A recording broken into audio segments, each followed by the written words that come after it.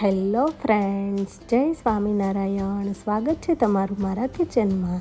તો આજે હું તમારા માટે મગ દાળના ગોલગપ્પાની રેસીપી લઈને આવી છું. તો આ મગ દાળના ગોલગપ્પા મગની દાળમાંથી બને છે અને બહુ જ સ્વાદિષ્ટ બને છે અને બાળકોને તો બહુ જ પસંદ આવે છે. તો ચાલો આપણે રેસીપી સ્ટાર્ટ કરીએ. તો મગની દાળના ગોલગપ્પા બનાવવા માટે મેં અહીંયા 1 વાટકા જેટલી મગની દાળ લીધેલી છે. હવે આપણે એક બીજા વાસણમાં મગની દાળ લઈ લઈશું અને 2 થી 3 વખત પાણી નાખીને તેને સારી રીતે વોશ કરી લઈશું. તો હવે આપણી દાળ વોશ થઈ જાય પછી આપણે થોડું ગરમ પાણી કરીને તેમાં મગની દાળને પલાળીને 25 થી 30 મિનિટ સુધી પલળવા દઈશું. તો હવે આપણે 25 થી 30 મિનિટ થઈ ગઈ છે. તો તમે જોઈ શકો છો કે આપણી દાળ પલળીને ફૂલી ગઈ છે. તો હવે આપણે તેને એક મિક્સર ગ્રાઇન્ડરની મદદથી ગ્રાઇન્ડ કરી લઈશું.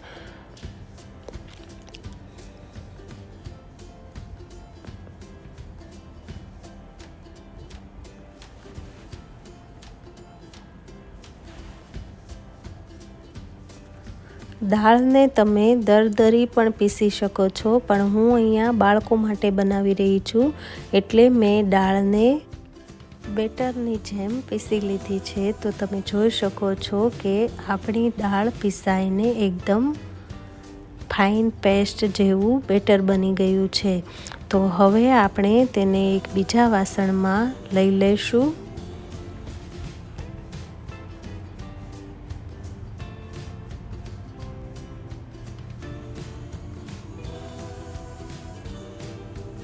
તો તમે જોઈ શકો છો કે આપણું બેટર પીસાઈને રેડી થઈ ગયું છે. તો હવે આપણે એ જ મિક્સર ગ્રાઇન્ડરની અંદર પાલકના પાન લઈને તેને પીસીને તે પાલકની પ્યુરી બનાવી લઈશું.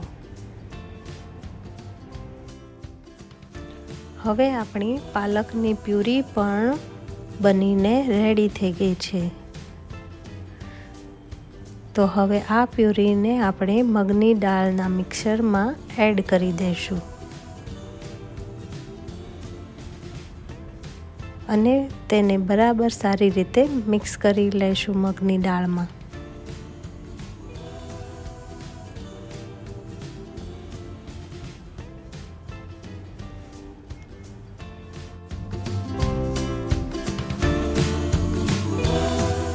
તો હવે આપણે બેટરમાં નાખવા માટે વેજીટેબલ કટ કરી લઈશું. તો તેમાં મેં અહીંયા પહેલેથી જ બધું વેજીટેબલ્સ એટલે કે શાકભાજી કટિંગ કરીને રાખેલું છે. તો તેમાં મેં ઝીણા સમારેલા કેપ્સિકમ લીધેલા છે, ગાજરને છીણીને લીધેલું છે, બ્રોકલી પણ મેં છીણીને લઈ લીધેલી છે, કોબીને પણ મેં છીણીને લીધેલી છે અને 1 નંગ જેટલું ટમેટું મેં ઝીણું કટ કરીને લઈ લીધેલું છે. તો હવે આપણે આ બેટરમાં થોડા કોથમીરના પાન ઉમેરીશું, થોડી બ્રોકલી ઉમેરીશું,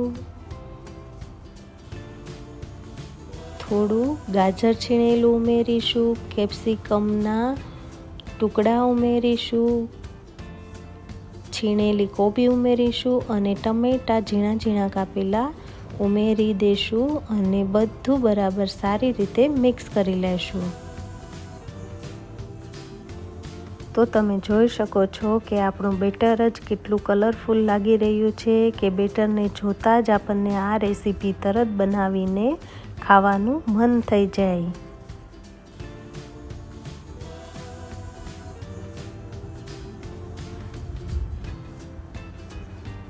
તો હવે આપણું બેટરમાં બધું વેજીટેબલ મિક્સ થઈ ગયું છે. તો હવે આપણે બેટરમાં બેઝિક મસાલા કરીશું. તો મેં અહીંયા સ્વાદ પ્રમાણે મીઠું ઉમેર્યું છે અને થોડી મેં 1 ચમચી જેટલી આદુ મરચાંની પેસ્ટ ઉમેરી છે. હું અહીંયા બાળકો માટે બનાવી રહી છું તો મેં અહીંયા મોળા મરચાંનો ઉપયોગ કર્યો છે. જો તમે તીખું પસંદ કરતા હોય તો તમે તીખા મરચાંનો પણ ઉપયોગ કરી શકો છો. તો હવે આપણે અહીંયા 1/2 સ્પૂન જેટલો કાળા મરીનો પાવડર ઉમેરીશું. 1 થી 1.5 સ્પૂન જેટલો આપણે ધાણા જીરું પાવડર એડ કરીશું અને અડધી ચમચી જેટલી આપણે કાશ્મીરી લાલ મરચું ઉમેરીશું અને અડધી સ્પૂન જેટલો આપણે હળદર પાવડર ઉમેરીશું અને બધું સારી રીતે મિક્સ કરી લઈશું.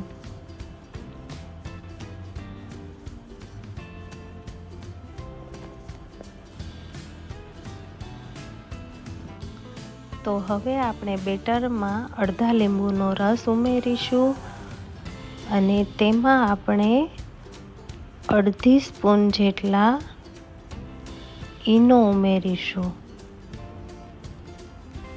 અને પાછું બેટરને મિક્સ કરી લેશું. તમે જો ઈનો ના ઉમેરવા માંગતા હોય તો તમે ઈનો સ્કીપ પણ કરી શકો છો, પણ ઈનો ઉમેરવાથી મગદાળના ગોલગપ્પા એકદમ પોચા બને છે અને સોફ્ટ બને છે. તો તમે જોઈ શકો છો કે આપણું બેટર રેડી થઈ ગયું છે ગોલગપ્પા બનાવવા માટે. તો હવે આપણે ગેસની ફ્લેમ ઓન કરીશું અને તેના પર જે ગોલગપ્પાની જે તવી આવે છે તે ગરમ કરવા મૂકીશું અને આપણે તેમાં થોડું થોડું ઘી લગાવીને બરાબર રીતે ગ્રીસ કરી લેશું અને તેમાં આપણે આપણું બેટર ચમચીની મદદથી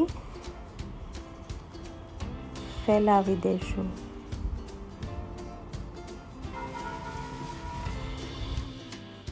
તો તમે જોઈ શકો છો કે મેં બધા ગોલગપ્પામાં ચમચીની મદદથી બેટર ફેલાવી દીધું છે. આપણે ગેસની ફ્લેમ મીડિયમ રાખીશું અને ઢાંકણ ઢાંકીને હવે આપણે તેને 5 મિનિટ માટે કૂક થવા દઈશું.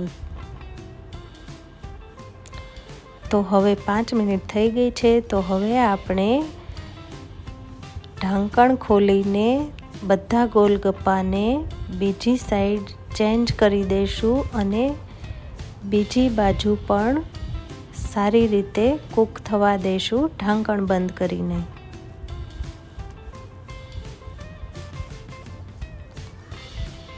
તો હવે 5 મિનિટ થઈ ગઈ છે. તો તમે જોઈ શકો છો કે આપણા બધા ગોલગપ્પા સારી રીતે કૂક થઈ ગયા છે. તો હવે આપણે એક સ્પૂનની મદદથી બધા ગોલગપ્પાને એક સર્વિંગ પ્લેટમાં કાઢી લઈશું.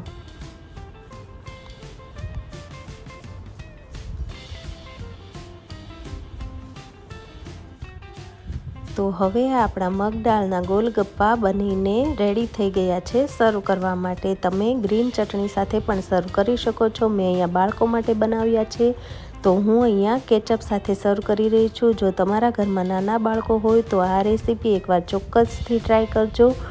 નાના બાળકોને આ રેસીપી બહુ જ પસંદ આવશે અને વારંવાર ખાવાની જીદ પણ કરશે. તો મારી રેસીપીથી એકવાર જરૂરથી ટ્રાય કરજો. Thanks for watching. જય સ્વામિનારાયણ.